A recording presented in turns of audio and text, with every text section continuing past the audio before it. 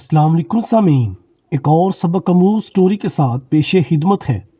اگر یہ سٹوری اچھی اور سبق آموز لگے تو چینل کو لائک، سبسکرائب اور شیئر ضرور کیجیے گا اور بیل کے بٹن کو ضرور پریس کر دیں تاکہ آپ کو آئندہ بھی مختصر مگر جامع سبق اور اصلاح سے بھرپور سٹوریز ملتی رہیں۔ شکریہ۔ حضرت موسیٰ علیہ السلام کے زمانے میں ایک شخص ایسا تھا جو اپنی توبہ پر کبھی ثابت قدم نہیں رہتا تھا۔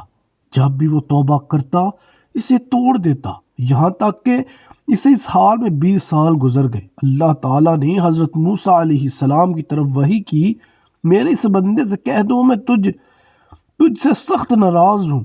جب حضرت موسیٰ علیہ السلام نے اس بندے کو اللہ کا پیغام دیا تو وہ بہت غمگین ہوا اور جنگلوں کی طرف نکل گیا۔ وہاں جا کر بارگاہ رب العزت میں عرض کی، اے رب ذوالجلال، تیری رحمت کم ہو گئی یا میرے گناہوں نے تجھے دکھ دیا؟ تیری بخشش کے خزانے ختم ہو گئے یا بندوں پر تیری نگاہ کرم نہیں رہی؟ تیرے عفو و درگزر سے کون سا گناہ بڑا ہے؟ تو کریم ہے، میں بخیل ہوں۔ کیا میرا بخل تیرے کرم پر غالب آ گیا ہے؟ اگر تو نے اپنے بندوں کو اپنی رحمت سے محروم کر دیا تو وہ کس کے دروازے پر جائیں گے؟ اگر تو نے دودکار دیا تو وہ کہاں جائیں گے؟